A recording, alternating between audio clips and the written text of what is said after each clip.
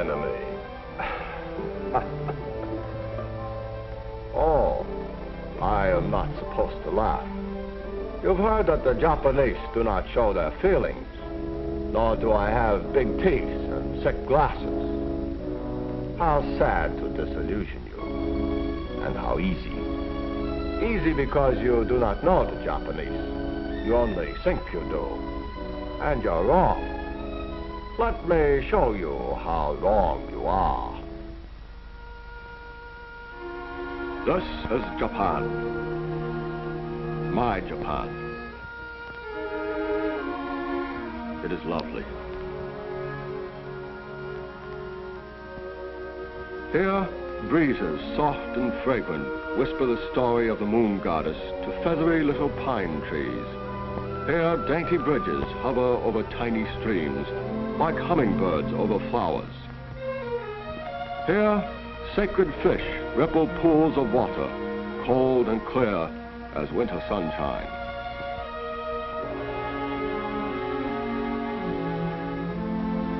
Here, too, stands Fujiyama, the holy mountain, reaching down to the boiling center of the earth and soaring up to touch the stars, commanding us to fulfill our certain destiny to rule.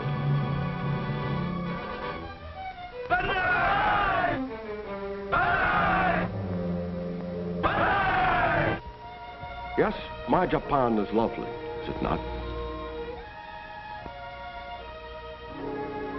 This too is my Japan, the frame around the picture, the hard backbone of the graceful bamboo tree. Flimsy buildings made of paper and wood, one vast torch waiting to burn at the drop of an incendiary Look again. Neither fire nor earthquake can level our cities. You are finding that out, are you not? Nor do your bombings particularly impress us. London was bombed. Did England die? Tokyo, Osaka, Yokohama, drop your bombs. You cannot destroy Japan by turning cities into blackened rubble, by wiping out a few inexpensive lives. You are finding that out too, are you not?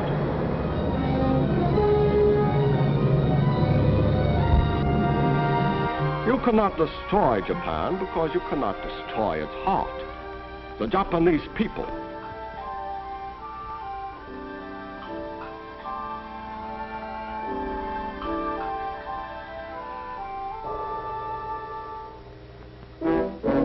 You say you can, and the message you pose amuse us. You say you can destroy us by starving us out.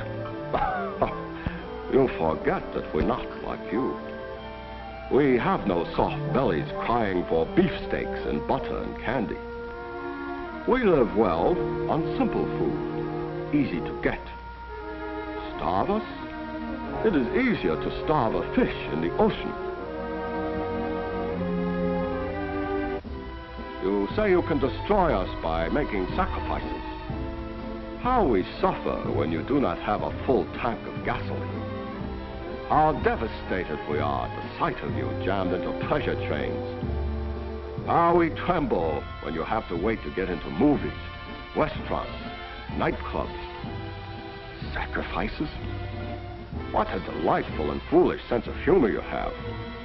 Or do you really take yourselves seriously? We don't. We think you're stupid. An admirable quality for an enemy to have. You say you can destroy us by outworking us. You must forgive me. This is one of the most amusing ideas of all.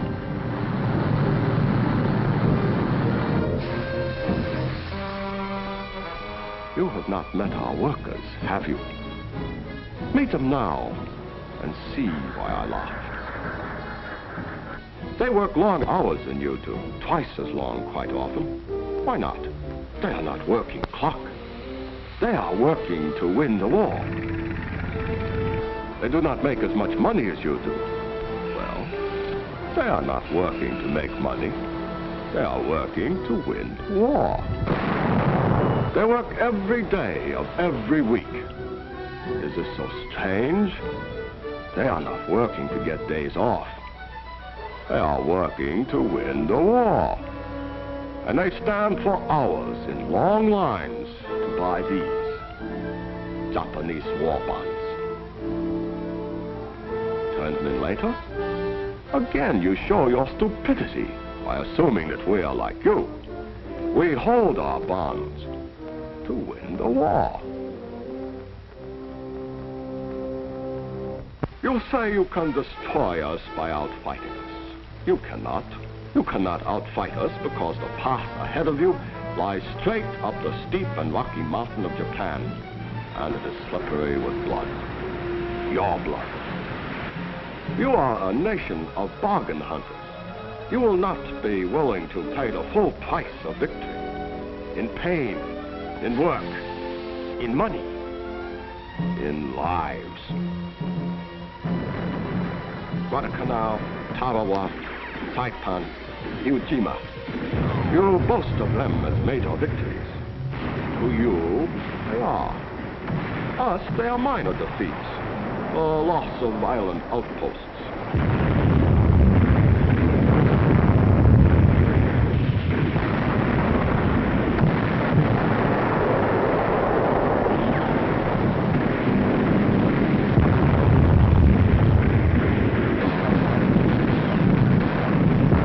Americans are fond of saying, look at the score.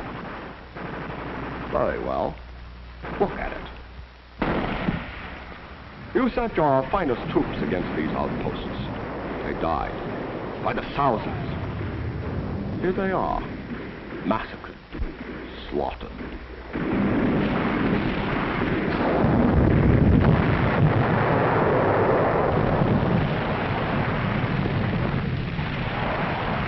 But you took the island, you say? Yes, we expected you to. That is why we garrisoned them with second-rate troops. The best of your lives for the worst of ours. We, too, know a thing or two about bargains. You have not yet faced the best of our armies. You have faced only 10% of our worst.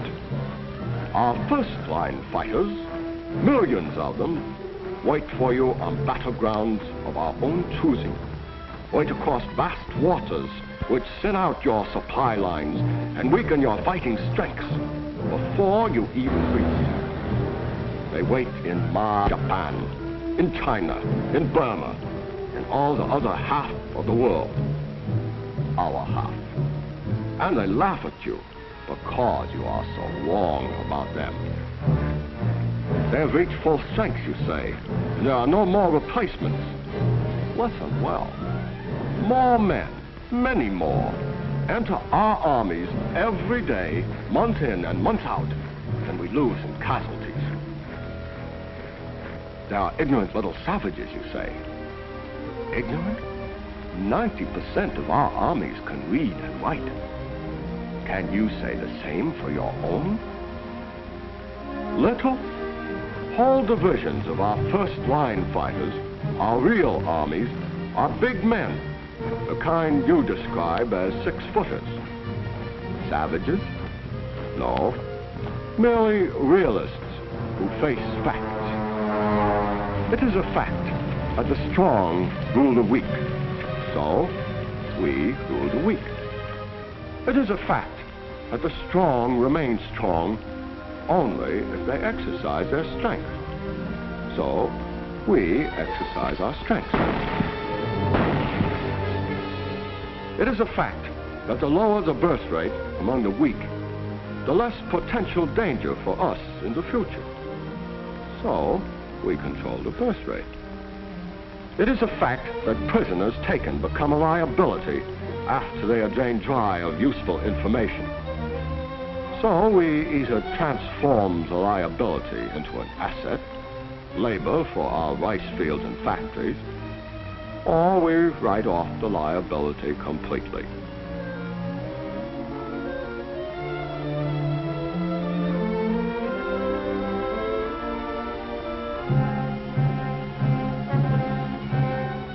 For further details, you might speak to those of you who were so long our guests in the Philippines, those who still live.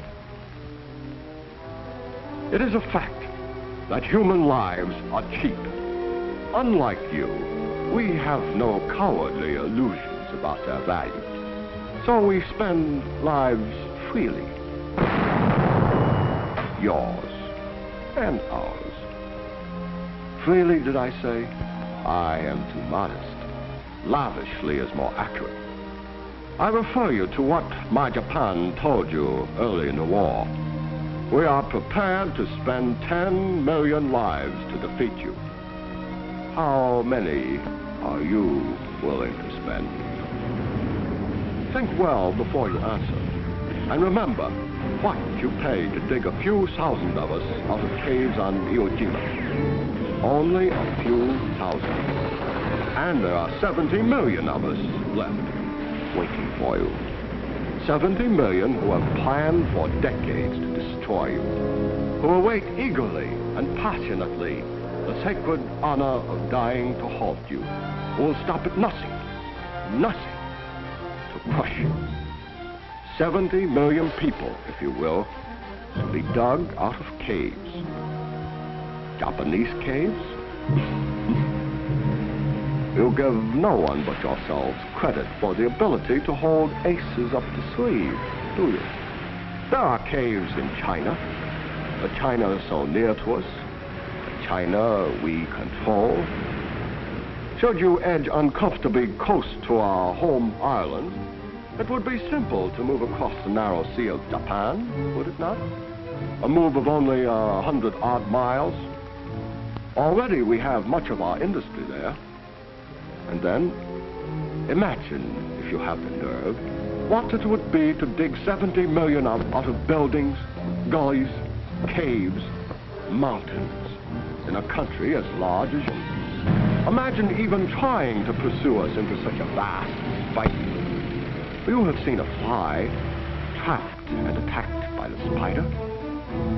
Come close, and you will die in the same way, bled white. No, we have not even begun to hurt you, nor you us. Our war has not even started. We know this because we know the heart of Japan. You do not. We are not Germany. A walnut, we are Japan. A mountain easily eaten once the shell is cracked.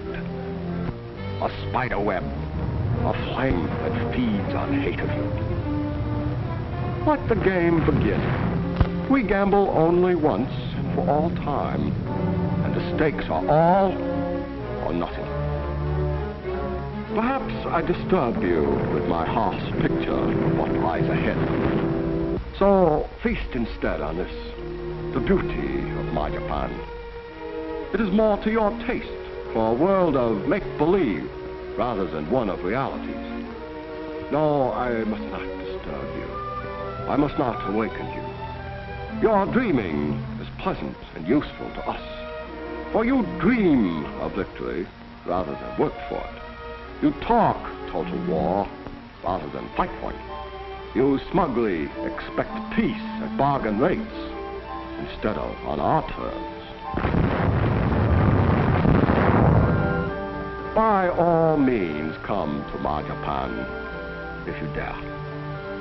And welcome. It is beautiful here. As beautiful as the sight of your blood on our bayonets.